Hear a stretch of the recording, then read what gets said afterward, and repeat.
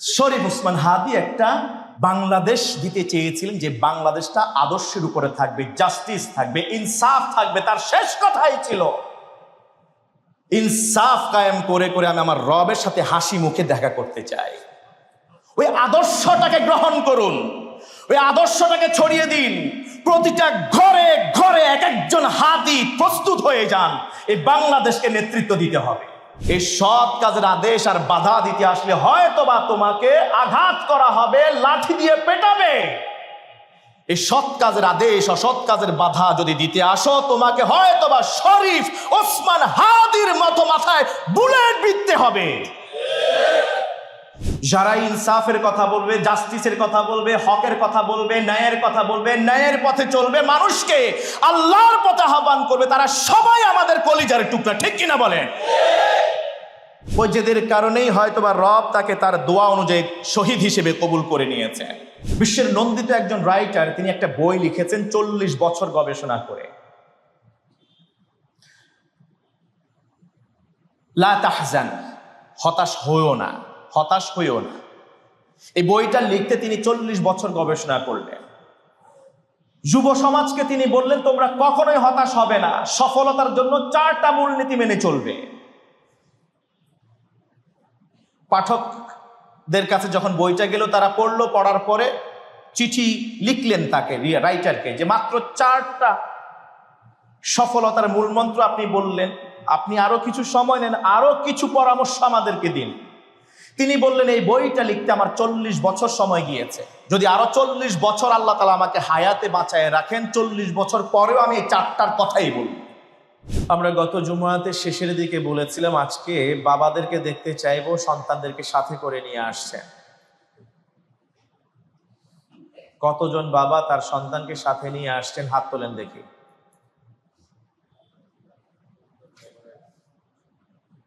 মাশাআল্লাহ, অনেকেরই সন্তান নিয়ে আসছেন। আর বাকিদের সন্তান আছে, নাই বলবো না, আছে, হয়তো এলাকায় নাই, সাথে নাই, দেশে নাই, তাই না? আবার অনেকের বুক খালি করে দিয়ে সন্তান চলে গেছেন বাবার আগে। আল্লাহ তাআলা ওই সন্তানগুলোকে জান্নাতের গিলমান হিসেবে কবুল করুন। গত জুমায় যাওয়ার সময় আমাকে এক বাবা তার সন্তানকে সাথে নিয়ে এসে বললেন, হুজুর, আপনি বলেছিলেন আগামী জুমায় সন্তান নিয়ে থাকার কথা। আমি সম্ভবত যদি ভুল করে না থাকি, উনি বলেছিলেন আমি রাজশাহী থাকি, সন্তানকে রেখে যাচ্ছি, জুমায় আসবেন, কিন্তু আমাকে তো চলে যেতে হচ্ছে। আমি আপনার সামনে আমার সন্তানকে নিয়ে আসছি, আমার সন্তানের বিরুদ্ধে আমার কোনো অভিযোগ নাই। আমার সন্তানের কোনো অভিযোগ আছে কিনা আমার বিরুদ্ধে তা জিজ্ঞেস করেন। আমি আশা করি আমার সন্তানের আমার বিরুদ্ধে কোনো অভিযোগ নাই। আলহামদুলিল্লাহ কইতে ইচ্ছে করে না? এমন সুসন্তান হওয়া চাই, এমন আদর্শবান বাবা হওয়া চাই।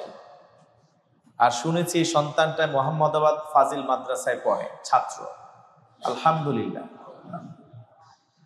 কখনো কখনো এমন হয় সন্তান বাবার বিরুদ্ধে অভিযোগ করে, আবার কখনো বাবা সন্তানের বিরুদ্ধে অভিযোগ করে। আমি জানতে চেয়েছিলাম যে আজকে কোনো সন্তান কি বলবে বাবার বিরুদ্ধে কি অভিযোগ আছে, কিংবা কোনো বাবা কি বলবেন আজকে নতুন করে যে আমার সন্তানের এই এই হয়েছে, আমার সন্তানের বিরুদ্ধে আমার এই অভিযোগ আছে। সম্ভবত সব বোঝাপড়া হয়ে গেছে এক সপ্তাহের মধ্যে, যে মসজিদে যাবা, আমার বিরুদ্ধে কিছু কবা না, তোমার বিরুদ্ধে আমার কোনো কিছু নেই। আছে, গ্যাপ দেয়। আল্লাহ তাআলা তাকে 5 ওয়াক্ত নামাজি হিসেবে কবুল করুন।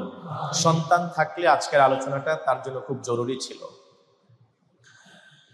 আজকের আলোচনাটা আমি একটু ভিন্নভাবে শুরু করতে চাই।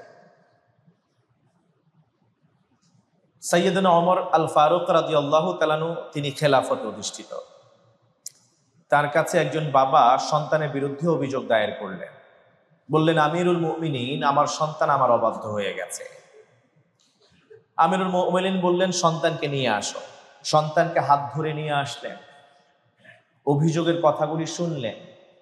আমিরুল মুমিনিন তাকে অনেক স্নেহ আদর করে সন্তানকে ভালোবাসার স্বরে তিনি তাকে দ্বীনের শিক্ষা দিচ্ছিলেন, বাবা আনুগত্য করলে এই সওয়াব ফজিলাত, আর অবাধ্য হলে এই গুনাহ, জাহান্নামে যেতে হবে।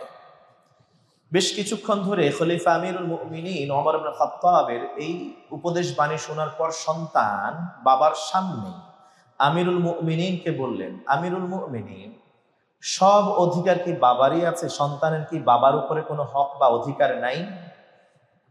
আমিরুল মুমিনিন বললেন, হ্যাঁ, অধিকার তো অবশ্যই আছে, সন্তানের বেশ কিছু অধিকার বাবার উপরে আছে। সন্তান জানতে চাইলেন, আমিরুল মুমিনিন, আমার আব্বাজান আমার বিরুদ্ধে অভিযোগ দায়ের করেছেন, আমি আমার আব্বার সামনে শুনতে চাই আমার অধিকার বাবার উপরে কি। আমিরুল মুমিনিন বললেন, প্রথমত বাবার দায়িত্ব হলো সন্তানের পৃথিবীতে আসার আগে তিনি যাকে স্ত্রী রূপে গ্রহণ করবেন এইরকম একজন সন্তানের মুত্তাকিয়া মা, নেককার স্ত্রী নিজের জন্য তিনি বাছাই করবেন। সন্তান দুনিয়াতে আসার প্রথম ধাপ কি? বিয়ে করা। বিয়ের উদ্দেশ্য হলো এটাই, তাজাওয়াজু ওয়াল ওয়ালুদ আল ওয়াদুদ, ওই নারীদেরকে তোমরা বিয়ে করো, বিশ্বনবী বললেন, যারা স্বামী সোহাগা, স্বামীকে ভালোবাসতে জানে, বেশি বেশি বেশি বেশি করে সন্তান জন্ম দিতে জানে। কারণ আমি এই অধিকাংশ উম্মত নিয়ে হাসরের ময়দানে রবের সামনে সব নবী উম্মতের উপরে আমি গর্ব করে কথা বলবো সেই দিন, আমার উম্মতের সংখ্যা বেশি। সুবহানাল্লাহ। প্রথম দায়িত্ব হলো বাবার সন্তান পৃথিবীতে আনার আগে এমন একজন স্ত্রী, ওই সন্তানের হবু মা নির্ধারণ করা, নির্বাচন করা, যে নেককার। দ্বিতীয় কি? দ্বিতীয় হলো সন্তান জন্মগ্রহণ করার পর সুন্দর একটি নাম রাখা। তৃতীয় কি? সন্তান যখন পড়তে শেখে, ওই বয়স উপনীত হয়, তাকে কোরআন শিক্ষা দেওয়া। এটা হলো মৌলিক তিনটি অধিকার সন্তানের বাবার উপরে। ছোট সন্তান বাবাকে, আমিরুল মুমিনিনকে বললেন বাবার সামনে, আমিরুল মুমিনিন, আমার বাবা এমন একজন নারীকে আমার মা হিসেবে তিনি বিয়ে করেছেন, যিনি আমার মা হয়েছেন তিনি অগ্নিপূজক।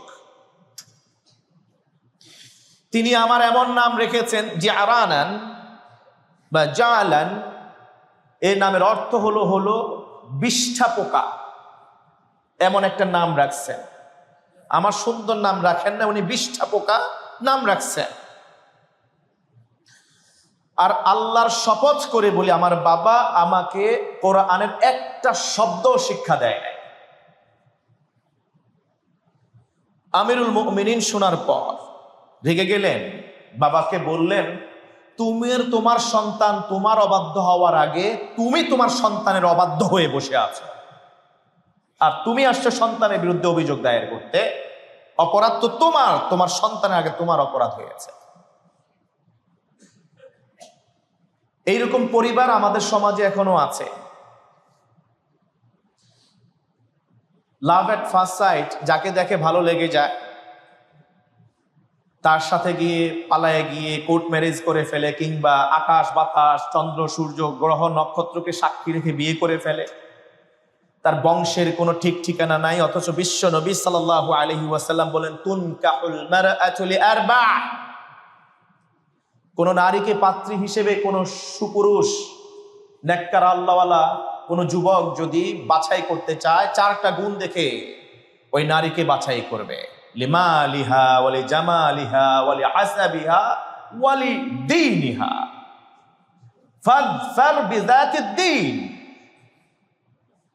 তার সম্পদ দেখবে, তার সৌন্দর্য দেখবে, বংশ মর্যাদা দেখবে, এবং তার ধার্মিকতা দেখবে। উপরের ওই তিনটা যদি একটু কম থাকে, চতুর্থ ধার্মিকতা পূর্ণ নারীকে বিয়ে করে ফাজফা জিতে যাও। এমন নারী, যে নারী দিনদার, তাকে বিয়ে করে সৌন্দর্য একটু কম আছে, বংশ মর্যাদা একটু গ্যাপ আছে, ওই রকম চৌধুরী নয়, ভুইয়া নয়, কিংবা এরকম কোনো শেখ নয়, এই নয় সেই নয়, আর সম্পদ কিছুটা কম আছে, কিন্তু ধার্মিকতায় 100তে 100, মিয়া ফিল মিয়া। নবীজি সাল্লাল্লাহু আলাইহি ওয়াসাল্লাম বললেন, ফাযফার বিযাতিদ দীন, এই ধার্মিক মেয়েটাকে বিয়ে করে যেতে যাও, কারণ তিনি বললেন একজন মুত্তাকিয়া ইমানদার দাসী একজন ধনী নারীর চেয়ে অনেক বেশি শ্রেষ্ঠ। আদরের দুলালিকে বিয়ে করবেন যার কোটি কোটি টাকা আছে, সংসার বেশি দিন টিকবে না, সন্তান ভালো পথে যাবে না। আর যেই নারী যদি দাসীও হয়, এক আল্লাহর গোলামীকে মেনে নিয়েছে, তাকওয়া ভিত্তিক জীবন যাপন করে, ওই সন্তানটা তো হবে হাতির মতো সন্তান। যে সন্তান পৃথিবী থেকে চলে গেলে একটা মানুষের কারণে সারা বিশ্ব নাড়া দিয়ে ওঠে, মানুষের ঘুম হারাম হয়ে যায়। সীমার যার জীবনে চোখ দিয়ে কখনো পানি প্রবাহিত হয় নাই, এমন কঠিন দিলওয়ালা মানুষের বুক পর্যন্ত ভেজে যায় চোখের পানিতে। ওই সন্তানটা যদি শরীফ ওসমান হাদির মতো সন্তান হয়।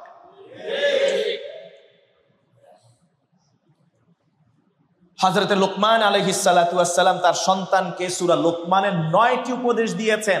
বাবারা সন্তানকে 9টির কয়টি উপদেশ আপনি দিয়েছেন? Just check it out. আমি এক এক করে উপদেশগুলি বলবো কোরআনের আলোকে। সূরা লোকমান 13তম আয়াত থেকে শুরু হয়েছে। প্রথমটি আমরা গত জুমআতে বলেছি, সন্তানকে প্রথম যেই মেসেজ দিতে হবে সেটা হলো আল্লাহ তাআলার একত্ববাদে, ওয়াহদানিয়াত, ওয়াননেস অফ গড, আল্লাহর একত্ববাদের মেসেজ তাকে দিতে হবে। বাবা লোকমান বৎস সন্তানকে ডেকে আদর ভরে বললেন, ইয়া বুনাইয়া লা তুশরিক বিল্লাহ, ও আমার কলিজার টুকরা সন্তান, আল্লাহর সাথে শিরক করিও না।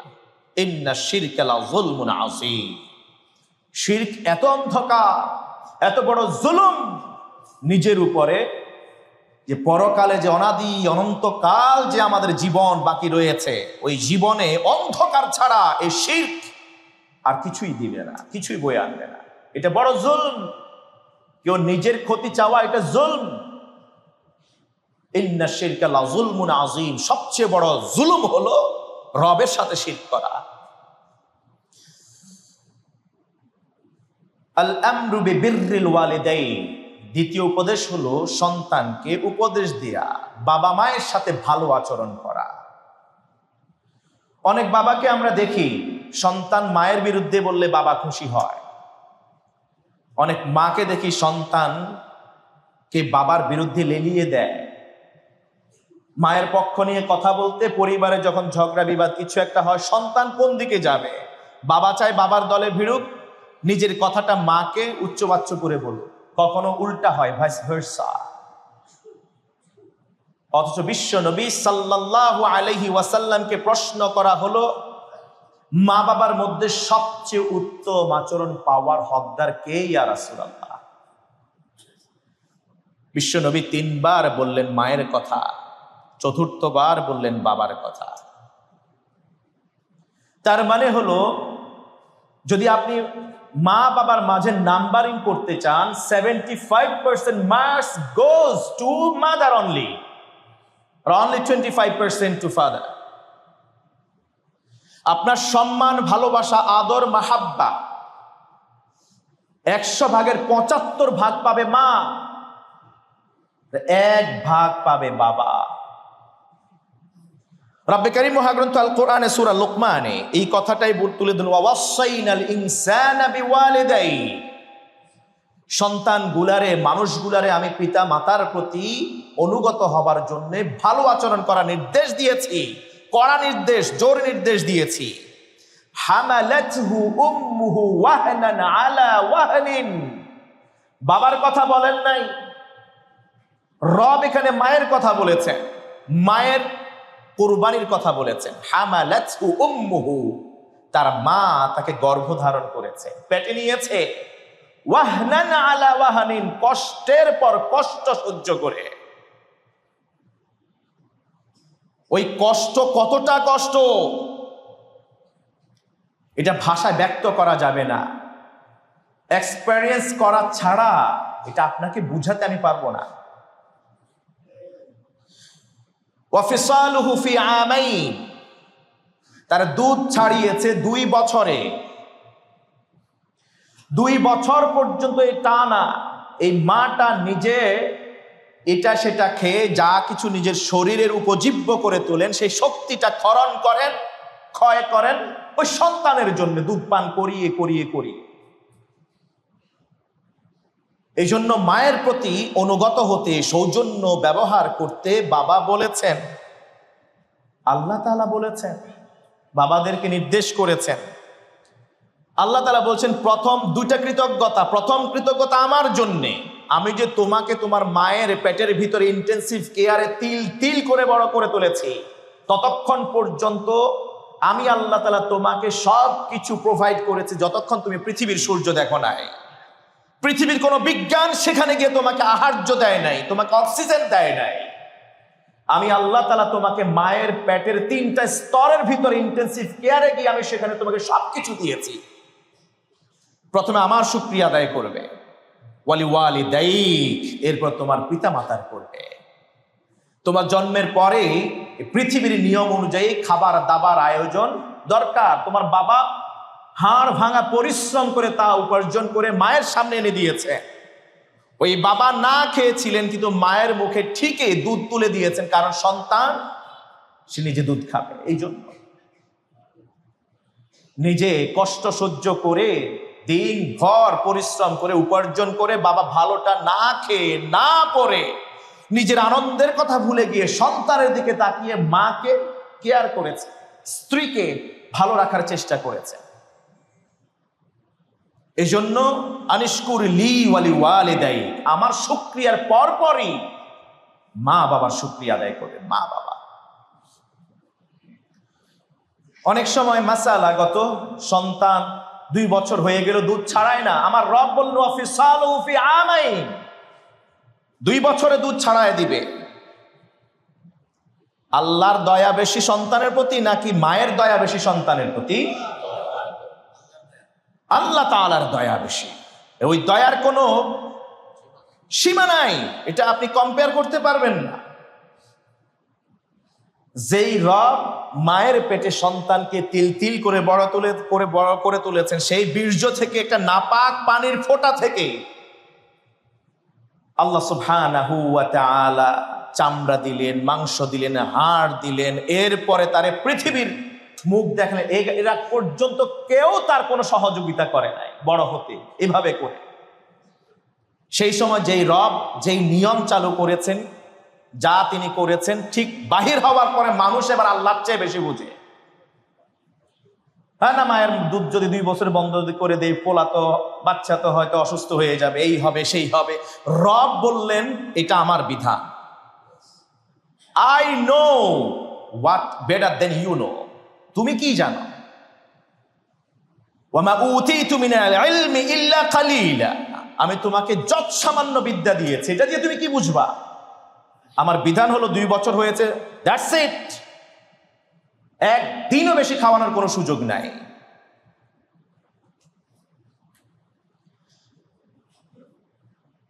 হ্যাঁ,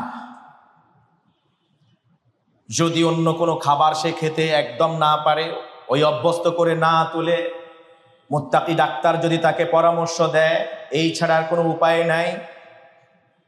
এই ক্ষেত্রে উলামায়ে কেরাম 2 ধরনের মত দিয়েছেন। একদল বললেন কোনোভাবেই সম্ভব না, হারাম তো হারামই। আরেকদল বললেন আদ-দারুরাতু তুবিহুল মাহজুরাত,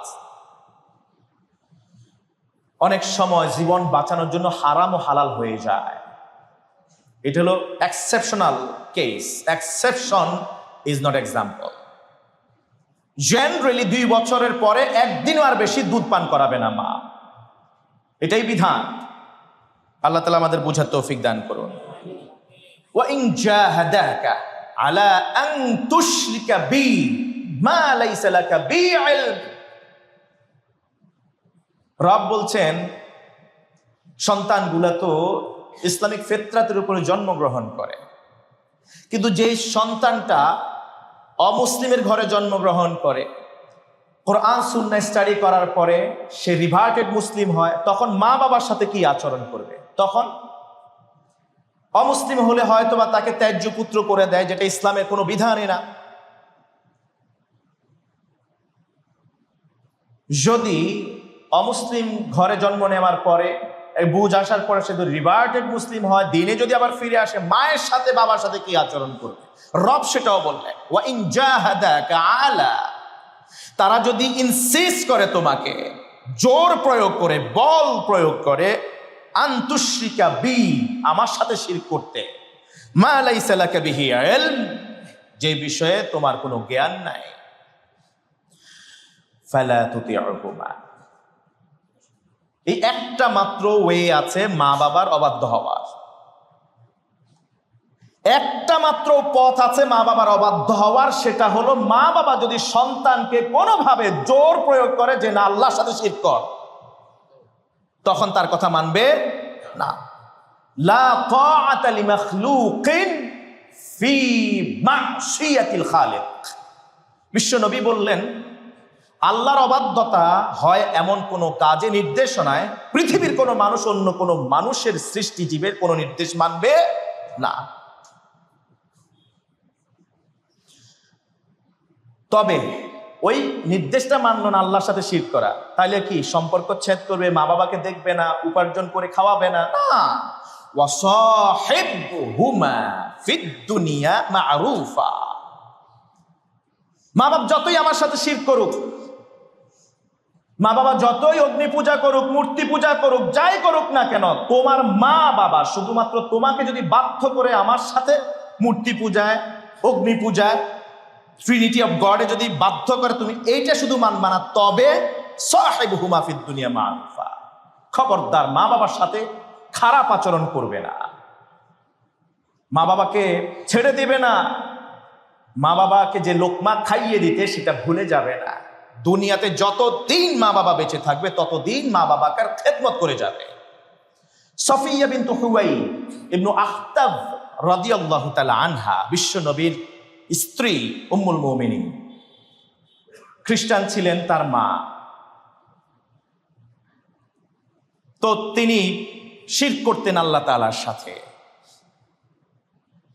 সফিয়া রাদিয়াল্লাহু তাআলা আনহার কাছে একবার মক্কায় খরা দেখা দেওয়ার পরে অর্থাভাবের কারণে, খাদ্যাভাবের কারণে সফিয়া বিনতু হুয়াই নিজের কন্যার কাছে এসেছেন তার মা। বিশ্বনবীকে বললেন, ইয়া রাসূলুল্লাহ, আমার আম্মা, আপনি তো জানেন তিনি মুশরিকা, এসছেন সাহায্যের জন্য, আমি কি তার সাথে সম্পর্ক রাখবো নাকি সম্পর্ক কাট আপ করব? এটা আমার আপনার মাসালা নয়, এই মাসালাটা ছিল বিশ্বনবীর কলিজার টুকরা স্ত্রী, বিশ্বনবীর ঘরের কথা, কারণ ওই ঘরটাকে সব ঘর ফলো করে, এই ঘরের প্রত্যেকটা কর্মকাণ্ড প্রত্যেকটা পরিবার অনুকরণ করে। তাই তিনি জিজ্ঞেস করলেন, মা তো মুশরিকা, আমি কি তার সাথে সম্পর্ক রাখবো? তিনি যে সাহায্য চাইছেন সেটাকে আমি দিব কিনা? বিশ্বনবী বললেন, অবশ্যই তুমি তোমার মাকে সর্বোচ্চ আতিথেয়তা করবে, তোমার সাধ্য মতো যা পারো মাকে সেখান থেকে দাও। শিরক করছে না করছে সেটা দেখবে কে?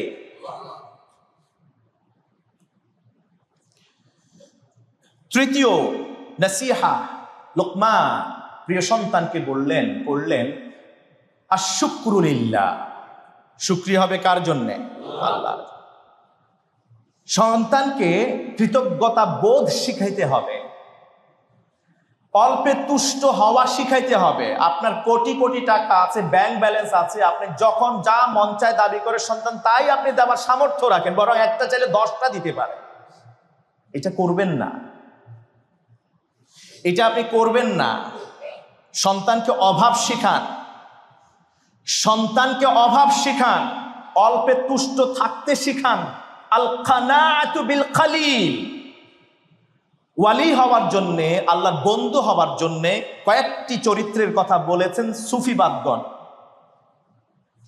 তারা বলেছেন যে আন-নাওমু কালিল, কম ঘুমাইতে হবে। আপনি যদি সারা দিন ঘুমান, সারা রাত ঘুমান, তা আল্লাহরে ডাকবেন কখন?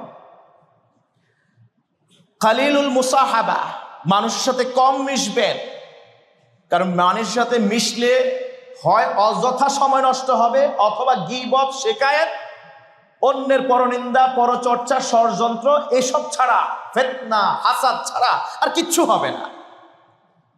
এজন্য মানুষের সাথে কম মেশা। ওয়াল কানাআতু বিল কালিল, অল্পে তুষ্ট থাকা, অল্পে তুষ্ট থাকা।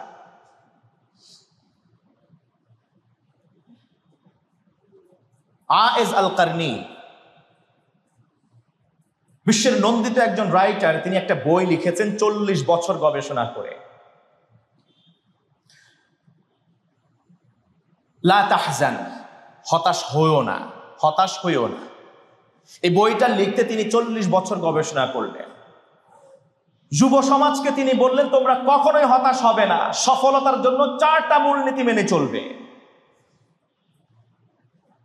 পাঠকদের কাছে যখন বইটা গেল, তারা পড়লো, পড়ার পরে চিঠি লিখলেন তাকে, রাইটারকে, যে মাত্র 4টা সফলতার মূল মন্ত্র আপনি বললেন, আপনি আরো কিছু সময় নেন, আরো কিছু পরামর্শ আমাদেরকে দিন। তিনি বললেন, এই বইটা লিখতে আমার 40 বছর সময় গিয়েছে, যদি আরো 40 বছর আল্লাহ তাআলা আমাকে হায়াতে বাঁচায় রাখেন, 40 বছর পরেও আমি এই 4টার কথাই বলব।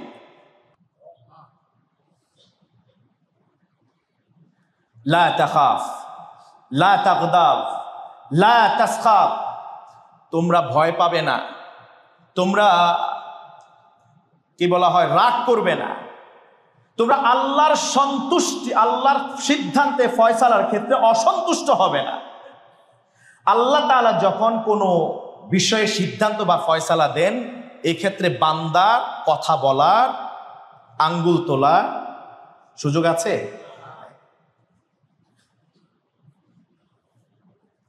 লা তাকনাত, তোমরা আশাহত হইও না। এই 4টি পরামর্শ তিনি দিয়েছিলেন। এই জন্য আল্লাহ তাআলা যাকে যেটা মঞ্জুর করেছেন এর উপরে সন্তুষ্ট থাকতে শেখান। বিশ্বনবী সাল্লাল্লাহু আলাইহি ওয়াসাল্লাম বললেন, যদি দেখো তুমি রাস্তায় চলছো, তোমার চেয়ে ভালো কেউ আরো ভালো বেশভূষা নিয়ে ভালো খাচ্ছে, ভালো করছে, ভালো চলছে, আয় রোজগার ভালো, ভালো প্রতিষ্ঠানে জব করছে, তার নেমস এন্ড ফেম, যশ এন্ড খ্যাতি অনেক বেশি বেড়ে গেছে তোমার চেয়ে, ফালিয়ানজুর ইলা মান হুয়া আসফালা মিন, চোখটাকে উপর থেকে নামাও, তোমার চেয়ে যে অধস্তন আছে তার দিকে তাকাও।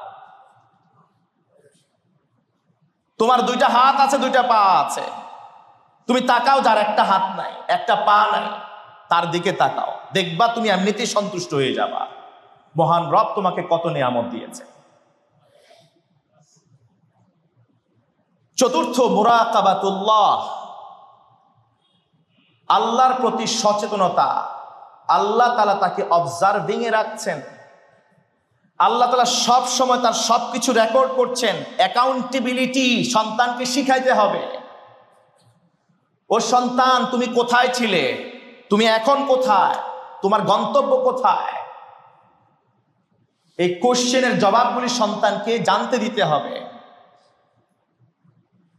এক সময় তো এমন ছিল যে সন্তান বলতে, নাম বলতে এই নামের কেউই ছিল না। লাম ইয়াকুন শাইআম মাযকুরা, ওর নাম গন্ধও ছিল না। ধরো আল্লাহ তাআলা আমাকে 3টে সন্তান দিয়েছেন, আলহামদুলিল্লাহ। আমাকে আল্লাহ তাআলা যে 4র্থ সন্তান যদি তিনি দেন দয়া করে, সেই সন্তান তার নাম কি হবে, কি করবে, আমি কি কিছু জানি? পৃথিবীবাসী কিছু জানে? এজন্য রব্বে করিম বলছেন, হাল আতা আলাল ইনসানি হিনুম মিনাদ দাহরি লাম ইয়াকুন শাইআম মাযকুরা, মানুষের কাছে কি এমন একটা সময় ছিল না যখন সে কিচ্ছুই ছিল না? সন্তান, এক সময় তুমি কিছুই ছিলে না। তুমি ছিলে আমার পিঠে, আমি ছিলাম আমার বাবা আদমের পিঠে। ওই নসল হয়ে এভাবে জেনেটিক কোডে তুমি এসছো একটা অপবিত্র পানির ফোঁটা থেকে। এরপরে ওয়ালাকাদ খালাকনাল ইনসানা মিন সুলালাতিন মিন তিন সুম্মা জাআলনাহু নুতফাতান ফি ক্বারারিন মাকিন সুম্মা খালাকনান নুতফাতা আলাকাতান ফাখালাকনাল আলাকাতা মুদগাতান ফাখালাকনাল মুদগাতা ইযামান ফাকাসাওনাল ইযামা লাহমা সুম্মা আনশানাহু খালকান আখার ফাতাবারাকাল্লাহু আহসানুল খালিকিন। পুরো এমব্রায়োলজি তত্ত্ব আল্লাহ তাআলা একটা আয়াতের ভিতরে দিয়েছেন। হিউম্যান এমব্রায়োলজি নিয়ে কথা বলেছেন। মানুষকে আল্লাহ তাআলা ওই বীর্য থেকে কিভাবে আল্লাহ তাআলা আস্তে আস্তে আস্তে step by step by step by step তিনি কিভাবে সুম্মা আনশানাহু খালকান আখার, আরেকটা সৃষ্টিতে রূপ দিলেন, সুবহানাল্লাহ। তোমার অবস্থান ছিল এই। এরপরে দেখো হুটহাট করে চলে যাচ্ছে। কখন কার মৃত্যু হবে? ইযা জাআ আজালুহুম লা ইস্তাখিরুনা সাআতান ওয়া লা ইস্তাকদিমুন। আগ পিছ করা হবে না। অতএব আলটিমেট ডেস্টিনেশনে তোমাকে কি প্রশ্নের জবাব দিতে হবে, কোথায় যেতে হবে, যেখানে যাওয়ার পরে আর কোনো প্রশ্ন নাই, কোনো কষ্ট নাই, কোনো ইবাদত নাই, কোনো কাজ নাই, শুধু আনন্দ, ফুর্তি আর ফুর্তি, মজার মজা। এজন্য আল্লাহ তাআলা সবকিছু তিনি রেকর্ড করছেন। বাবা লোকমান, এ আল্লাহ তাআলা যে রেকর্ড করছেন, যে কত সুন্দর করে বুঝিয়েছেন সন্তানকে। ও সন্তান, ইয়া বুনাইয়া, ও আমার প্রিয় সন্তান, ইন্নাহা ইন তাকু মিসকালা হাববাতিন মিন খারদাল। ও সন্তান, একটা শস্য দানা যেটা হাতে নিলে 2 আঙ্গুলের মাঝখানে টিপে ধরলে এটাকে দেখা যায় না, এমন একটা শস্য গোল দানাকে তুমি নাও। ফাতাকুন ফি সাখরাতিন, বিশাল একটা প্রস্তর মরুভূমি আছে, যেখানে লক্ষ কোটি পাথরের দানা, গোল গোল দানা পড়ে আছে, সেখানে এটাকে ছেড়ে দাও। দিগন্তহীন, দৃষ্টিসীমা নিবন্ধিত হয়ে যায় এমন বিশাল মরুভূমিতে পাথর ছেড়ে দাও, লক্ষ কোটি পাথর। বালিকণার মধ্যে তুমি ওই ছোট্ট শস্য দানাটাকে তুমি ছেড়ে দাও। আও ফিস সামাওয়াত, সপ্ত আসমান, যে সোলার সিস্টেম আছে সেখানে, যেখানে গ্রহ নক্ষত্র, সেখানে ইউনিভার্স, মাল্টিভার্স, সুপারভার্স যা আছে, সেখানে ওই ছোট্ট শস্য দানাটাকে ছেড়ে দাও। আও ফিল আরদ, অথবা সপ্ত জমিনের অতল গহ্বরে কোনো এক জায়গায় এটাকে ফেলে দাও। ইয়াতি বিহাল্লাহ, ইয়াতি বিহাল্লাহ, আমার রব ওই ছোট্ট শস্য দানাকে প্রস্তর প্রসারিত ওই মরুভূমি থেকে, কিংবা সোলার সিস্টেম থেকে, অথবা সপ্ত জমিনের নিচ থেকেও সেটাকে বের করে নিয়ে আসবেন। তিনি আল্লাহ, সেই আল্লাহ, তিনি রাকিব, তিনি খাবির, তিনি লাতিফ, তিনি সূক্ষ্ম বিষয়ও তিনি খবর রাখেন। তুমি যদি কোটি কোটি পাথরের ভিতরে এটাকে ফেলে দেন, আমার রব কোথায় কিভাবে ফেলছো সেটা জানেন, সেখান থেকে বের করে আন। ধুধু মরুভূমিতে ফালাও, উপরে ফালাও, জমিনের নিচে ফালাও, আমার রবের চোখ এড়াবে না এটা। ইয়াতি বিহাল্লাহ। কেন জানো? ইন্নাহু লাতীফুন খাবীর। আমার রবের 2টা গুণ। লাতীফ, তিনি সূক্ষ্ম বিষয়গুলি, যেগুলি পৃথিবীর অণু পরমাণু যত যন্ত্র আছে আইডেন্টিফাই করা, এগুলো মিস করলে আমার রব মিস করেন না। খাবীর, তিনি ওয়াকিফাল নন, এরকম না, এই জন্যই তিনি ঘুমান্ত নাই, তিনি তন্দ্রাচ্ছন্ন হন না। লা তাখুযুহু সিনাতুন ওয়ালা নাওম, তন্দ্রাচ্ছন্ন হন না। পঞ্চম, ইকামাতুস সালাহ। রবকে চেনার পর, রবকে জানার পর, রবের ক্ষমতা জানার পরে, রবের নিয়ামতের স্বীকৃতির পরে এবার কাজের দিকে আসো সন্তান। যেই রব আমাকে সৃষ্টি করলেন মাদুম থেকে, শূন্য থেকে, আমাকে যেই রব অস্তিত্বে বা এক্সিস্টেন্সে এনেছেন, যেই রব আমাকে এত নিয়ামত দিয়েছেন, যেই রব আমার ব্যাপারে ঘটে যাওয়া প্রত্যেকটি অনুপরমাণুর বিষয়কেও তিনি খবর রাখেন, এই রবের জন্য আমার কি করণীয়? কেন আমাকে পাঠিয়েছেন আমার রব? এই পৃথিবীতে আমার কি কাজ? আল্লাহ তাআলাকে এমনিতেই পাঠিয়েছেন। আন্না খালাকনাকুম আবাসান, তারা কি ভেবে নিয়েছে আমি তাদেরকে বেহুদাই বানাইছি? রব্বানা মা খালাকতা হাদা বাতিলা সুবহানাক ফাকিনা আযাবান নার। আল্লাহ কি বাতিল, অযথাই আমাদেরকে বানাইছেন? ইয়া বুনাইয়া আকিমিস সালাহ, ও আমার কলিজার টুকরা সন্তান, এই জমিন আল্লাহর জমিনে আল্লাহ তাআলার কাছে বিনয়ী হওয়ার সর্বোত্তম মাধ্যম হলো তোমার হাঁটু আর কোমরটাকে বাঁকা করে ফেলা। তোমাকে রব খাড়া করে বানাইছেন, সোজা করে বানাইছেন, কোন প্রাণীকে মাথা উঁচু করে বাঁচতে চলতে তিনি দেন নাই। পৃথিবীতে কোনো প্রাণী নাই যে প্রাণীকে আল্লাহ তাআলা বানিয়েছেন এমন অবয়বে যে মাথা উঁচের দিকে উপরের দিকে দিয়ে চলবে। শুধু তোমাকে বানিয়েছেন, শুধুমাত্র রবের দরবারে আসবে, তুমি ওই হাঁটু বাঁকা করো, রুকুতে চলে যাবে, কোমর বাঁকা করো, তুমি সেজদায় যাবে। আর যখনই সেজদায় যাবে ওয়াসজুদ ওয়াক্তারি, ওয়াসজুদ ওয়াক্তারি, সেজদায় যা বান্দা, তোর যা কিছু চাওয়া আছে পৃথিবীতে সব কিছু সেজদায় গিয়ে কর, আমার কাছে চলে আয়, আমার কাছে চলে আয়, আমি তোকে সব কিছু দিয়ে দেবো। সুবহানাল্লাহ। আল আমরু বিল মারুফ ওয়ান নাহি আনিল মুনকার। ও আমার সন্তান, শুধু নিজে ভালো মানুষ হইবা, নামাজি হইবা এটা না, সমাজের দিকেও তাকাও, তোমার কিছু দায় দায়িত্ব আছে। কারণ তুমি, কেউ কেউ বললেন খলিফাতুল্লাহি ফিল আরদ, খলিফাতু রাসূলিল্লাহ, আল্লাহর প্রতিনিধি হয়ে আসছো।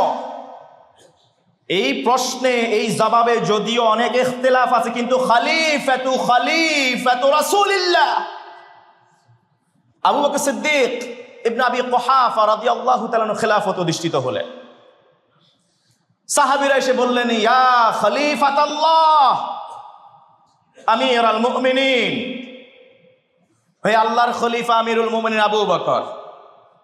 আবু বকর সিদ্দিক বললেন, না, লাস্তু বি খলিফাতিল্লাহ ওয়ালাকিন্নী খলিফাতু রাসূলিল্লাহ ওয়া হাদা ইয়াকফিনি।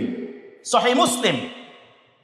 বিশ্বনবী সাল্লাল্লাহু আলাইহি ওয়াসাল্লাম এর ইন্তেকালের পর আবু বকর সিদ্দিক বললেন, আমি আল্লাহর খলিফা নই, আমি রাসূলুল্লাহর খলিফা, আর এই পরিচয়টাই আমার জন্য যথেষ্ট। সুবহানাল্লাহ। কারণ মান আতাআনি ফাকাদ আতা আল্লাহ, আমার রাসূল তো বললেন, যে আমাকে অনুসরণ করবে আল্লাহর অনুসরণ হয়ে যাবে। আপনি রাসূলের খলিফা হন আর আল্লাহর খলিফা হন, আপনার দায় দায়িত্ব আছে সমাজের মানুষের প্রতি, আপনার অ্যাকাউন্টেবিলিটি আছে। You will be responsible, will be asked on the day of resurrection in front of Allah subhanahu wa ta'ala. আপনি যদি বান্দার কোনো অধিকার খর্ব করেন, আল্লাহর দরবারে আপনাকে হাজিরা দিতে হবে, জবাবদিহি করতে হবে। সমাজের ভালাই কল্যাণ করতে হলে আল আমরু বিল মারুফ ওয়ান নাহি আনিল মুনকার, সৎ কাজের আদেশ, অসৎ কাজে বাধা দিতে হবে। সন্তান খালি মসজিদে নামাজ পড়বা এটাই তোমার দায়িত্ব নয়। তোমার দায়িত্ব হলো মসজিদ থেকে বের হয়ে সমাজবদ্ধ মসজিদের ভিতরে যেভাবে কাতারে মানুষগুলি দাঁড়িয়ে যায়, মসজিদ থেকে বের হয়ে এই আবহাওয়াটা যেন বিরাজ করে, ওই জন্য তোমাকে কাজ করতে হবে। এই কাজ করবে এত সহজ নয়। ওয়াসবির আলা মা আসাবাক, এই কাজ করতে গেলে হয়তোবা তোমাকে ট্যাগ দেয়া হবে। এই সৎ কাজের আদেশ অসৎ কাজে বাধা দিতে আসলে হয়তোবা তোমাকে বুলিং করা হবে। এই সৎ কাজের আদেশ অসৎ কাজে বাধা দিলে হয়তোবা তোমাকে প্রতিহত করতে চাইবে। এই সৎ কাজের আদেশ আর বাধা দিতে আসলে হয়তোবা তোমাকে আঘাত করা হবে, লাঠি দিয়ে পেটাবে। এই সৎ কাজের আদেশ অসৎ কাজের বাধা যদি দিতে আসো, তোমাকে হয়তোবা শরীফ ওসমান হাদির মতো মাথায় বুলেট বিঁধতে হবে। ওয়াসবির, ধৈর্য ধারণ করো। যতদিন তুমি মসজিদে নামাজ পড়বা, কেউ তোমার বিরুদ্ধে কথা বলবে না, তোমাকে মসজিদ থেকে বের করে দিবে না। ইয়া বুনাইয়া আকিমিস সালাহ ওয়া'মুর বিল মা'রুফ ওয়ানহা আনিল মুনকার ওয়াসবির আলা মা আসাবাক ইন্না যালিকা মিন আজমিল উমুর। তুমি নামাজ পড়া, সৎ কাজে আদেশ অসৎ কাজে বাধা দেওয়া আর ধৈর্য ধারণ করা, এটা যেন তেন কাজ মনে করিও না। এটা হলো অনেক সাহসিকতাপূর্ণ কাজ। যেই সৎ কাজের আদেশ অসৎ কাজের নিষেধ, এটা সবাইরে দিয়ে হয় না। সৎ কাজের আদেশ অসৎ কাজের নিষেধ হয়েছিল আল্লাহ সুবহানাহু ওয়া তাআলার রাসূল এবং নবীদেরকে দিয়ে। সৎ কাজের আদেশ অসৎ কাজের নিষেধ হয়েছিল খলিফাতুল মুসলিমিনদেরকে দিয়ে। সৎ কাজে আদেশ অসৎ কাজে বাধা হয়েছিল বিশ্ব নবীর 1,24,000 সাহাবীর মধ্য দিয়ে।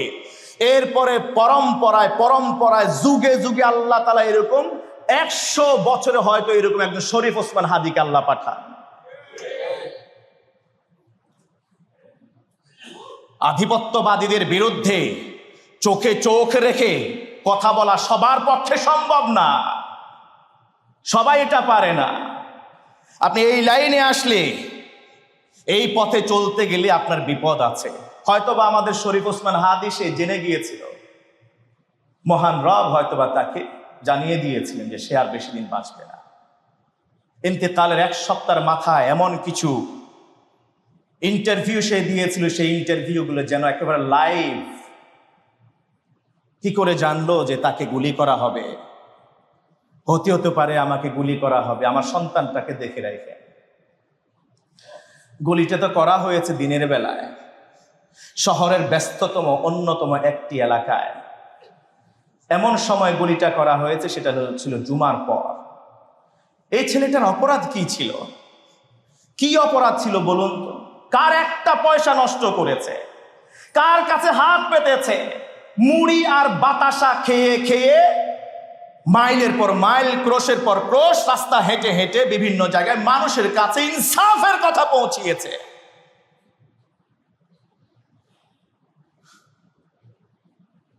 শরীফ ওসমান আমার আত্মীয় না, শরীফ ওসমান আমার ব্যাচমেটও না, বরং আমার 10 বছরের ছোট। 1993-তে তার জন্ম। যারা ইনসাফের কথা বলবে, জাস্টিসের কথা বলবে, হকের কথা বলবে, ন্যায়ের কথা বলবে, ন্যায়ের পথে চলবে, মানুষকে আল্লাহর পথে আহ্বান করবে, তারা সবাই আমাদের কলিজার টুকরা, ঠিক কিনা বলেন?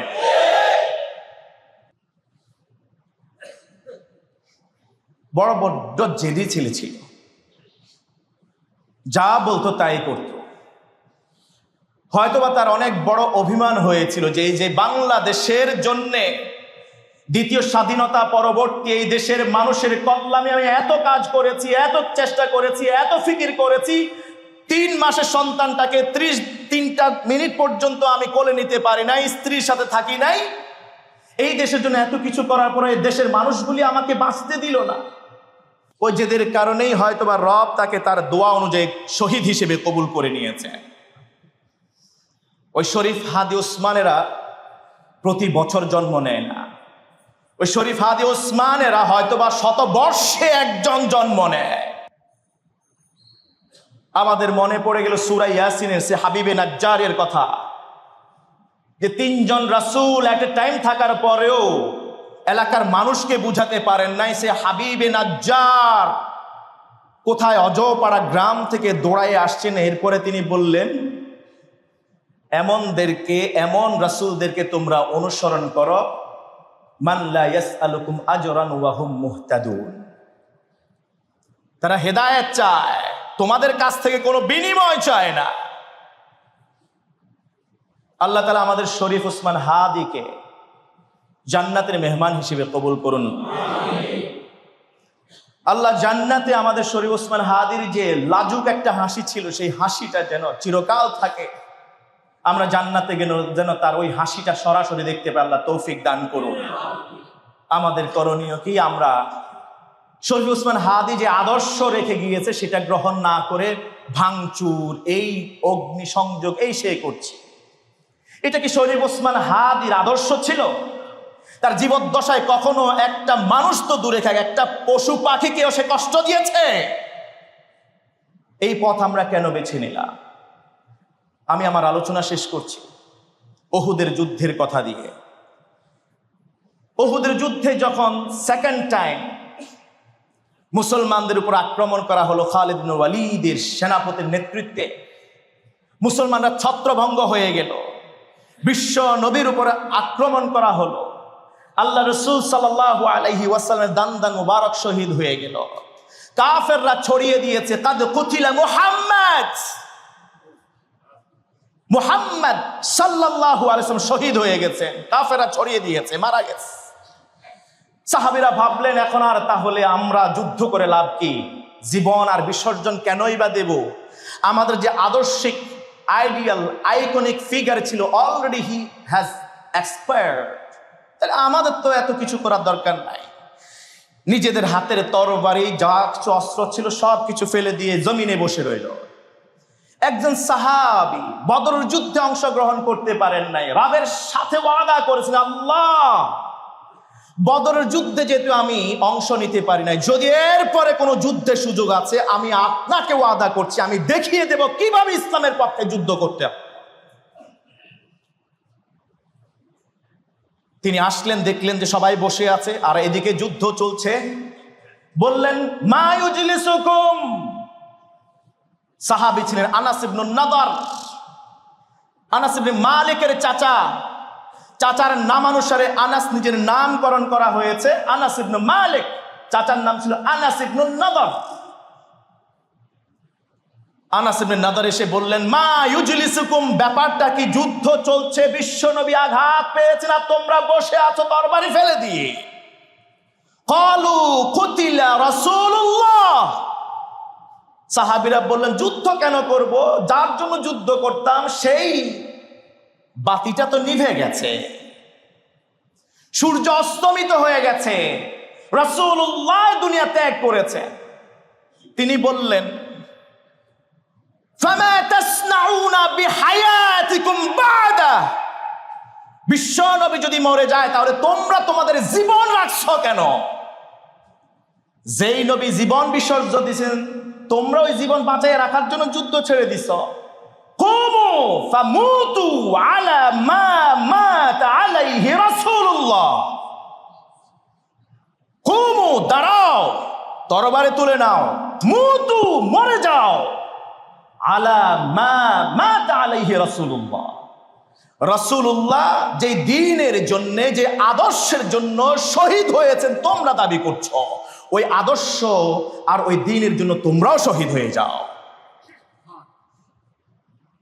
সাহাবী দৌড় দিলেন, যুদ্ধ করলেন, কাফেরদেরকে, বেশ কিছু কাফেরকে জাহান্নামে পাঠিয়ে দিলে এক পর্যায়ে তিনি নিজেও শহীদ হয়ে গেলেন। লাশগুলি যখন জমা করা হচ্ছিল তখন গুনে গুনে দেখলো আনাস ইবনে নাদরের গায়ে ৮০টার উপরে তরবারির আঘাত, ৮০টার উপরে তরবারির আঘাত, অসংখ্য তীরের আঘাত তার গায়ে। আরেকজন সাহাবী বললেন, আমি যখন তার কাছে গেলাম তাকে জড়িয়ে ধরলাম, তার গা থেকে জান্নাতের সুঘ্রাণ বের হচ্ছিল। আদর্শ। শরীফ ওসমান হাদি একটা বাংলাদেশ দিতে চেয়েছিলেন, যে বাংলাদেশটা আদর্শের উপরে থাকবে, জাস্টিস থাকবে, ইনসাফ থাকবে। তার শেষ কথাই ছিল, ইনসাফ কায়েম করে করে আমি আমার রবের সাথে হাসি মুখে দেখা করতে চাই। ওই আদর্শটাকে গ্রহণ করুন, ওই আদর্শটাকে ছড়িয়ে দিন। প্রতিটা ঘরে ঘরে এক একজন হাদি প্রস্তুত হয়ে যান, এই বাংলাদেশকে নেতৃত্ব দিতে হবে।